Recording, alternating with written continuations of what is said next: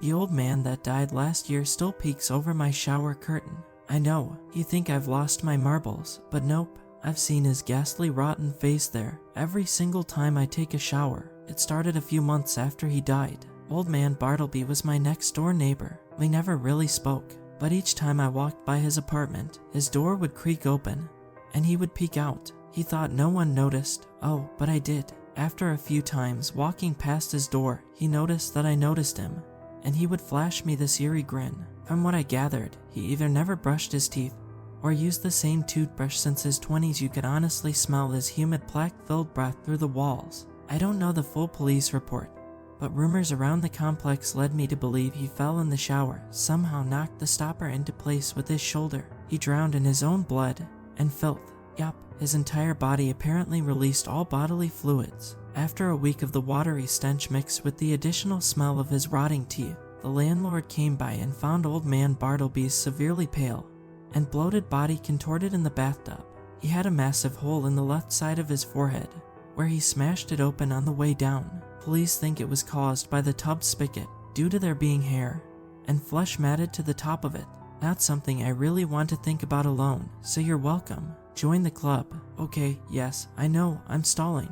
You would too if you had to retell this story. Okay, fine, sorry, let's keep going. So one night after getting back from the beach, I decided to wash off all the excess sand and sunscreen. You know the feeling.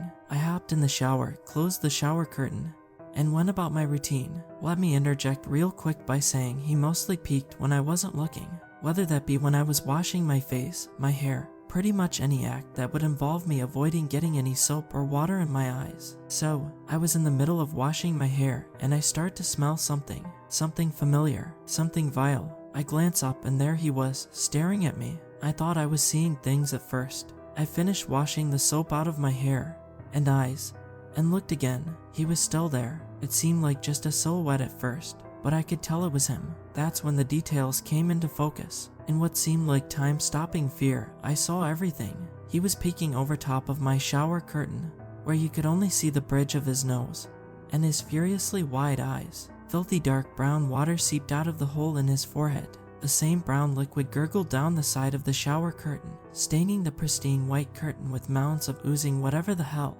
His hair was matted down, still wet from his death, and his nose was so soggy all of the pores oozed out the same brown liquid that was coming from his gaping forehead. If I wasn't frozen in fear, I would have vomited right there on the spot. He stared at me and I stared back. After what felt like eternity, I heard the most terrifying noise I've heard to this date, and most likely will ever hear. He gasped in horror, water gurgling over the sound of his gasped breath. His eyes widened and burst as if a million blood vessels imploded in his eyes. His eyes shrunk to squints, and he gave the most blood-curdling scream, still staring at me with his squinted bloody eyes. I was so scared that I shoved aside the shower curtain, jumped out, and ran into my room. I didn't come out for days. Eventually, I had to shower again, and when I did, I saw him again. This time, I was determined to figure out what was going on. I stood there, staring at the shower curtain, until I finally saw him blink. He slowly raised his head above the shower curtain, reached his hand over the rod, and tried to grab for me. Pale white skin you'd only see after it was soaked in water for hours on end, was dangling off of his bony wrist. I screamed and ran out of the bathroom again. I didn't know what to do. I was so scared that I honestly thought of breaking my lease. Unfortunately, not an option. I told my friend about, but she seemed skeptical. She wasn't the type who believed in ghosts, or specters, or even Bigfoot, if we're honest. She thought it was just work stressing out my day-to-day life. I knew that wasn't it. I knew I was seeing the old man. I tried to ignore him, but it was no use. He was always there, watching me, whether I could see him or not. I started to have nightmares. In my dreams, not only would he peek over the shower curtain, but he would stare at me from the end of my bed. Lately in the dreams, his long, smiley, bloated blue arms would slither under my sheets up towards my feet. I always woke up before he grabbed me. I was so scared that I didn't want to sleep, let alone take showers anymore. But I knew that wasn't an option. One holiday weekend, the power went out. It was the first time the power went out since old man Bartleby's drowning death. Almost everyone on my floor was out of town for vacation except for Mia. Mia and I go way back. She's been living here even longer than I have.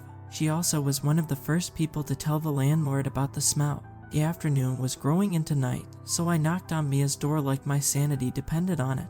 She answered, and after some small talk, she agreed to come over for a couple hours. Mia helped me light all of my almost waxed out candles. We put them everywhere, the kitchen, the bedroom, the hallway, even in the bathtub itself. With the hard work done, Mia suggested a card game. After a couple rounds of rummy, we noticed a few of the candles had gone out. How odd. I grabbed the lighter and struggled to raise myself off the pillow on the floor. That's when we both heard it. Drip, drip, drip, drip. Mia grabbed the mini LED flashlight on the coffee table and handed it to me. We didn't even have to exchange words. The dripping was coming from the closed bathroom door, which was now slightly open. It was too dark. Even the beam from the flashlight seemed to be engulfed by the darkness bleeding out from the bathroom. We couldn't move. We stood there arm in arm, just staring at the sliver of black. That's when the most terrifying moment of my life became a reality. The door slowly edged shut. It clicked. Mia and I let out a breath of relief. Not even a second later, the bathroom door slammed open. All of the candles snuffed out, including the beam from the flashlight, and a ghastly figure covered in my now unhung shower curtain crawled towards us. You could see the decomposition oozing through the pores of the shower curtain, filling my apartment with the stench of rot, waste, and vomit. The figure crawled leg over shoulder, contorting in unnatural ways, until it stood with its back to us in the very small corner of my bedroom. As it slowly turned its head, the shower curtain slipped off, revealing the gaping hole in his forehead, his eyes white with death, and a mouth agape with a scream of pure terror. That's when Mia and I finally regained control of our legs. We ran out of the pitch-black apartment with dead man Bartleby still in the corner screaming, and over to Mia's apartment. I never went back. I hired movers the next week to transfer all my stuff to my parents' place while I figure out my next move. I never told my parents the reasoning of my moving out. Only Mia knows, and that may be my fault. She told me yesterday that she started to hear a dripping coming from her bathroom at night. I told her that she's always welcome to stay in my parents' guest room. But the thing that scares me the most is that as I'm writing this, I can hear a drip, drip, drip, drip, coming from my old childhood bathroom. It's too dark in there. Wait, is that an eye glinting behind the shower? No, get yourself together. You're just letting my wild imagination get the better of you. Anyway, if anyone else has experienced anything like this, please reach out to me. Things are getting worse, and I think the drips are getting louder. Maybe it's time for a bath to wash my worries away. Be back soon.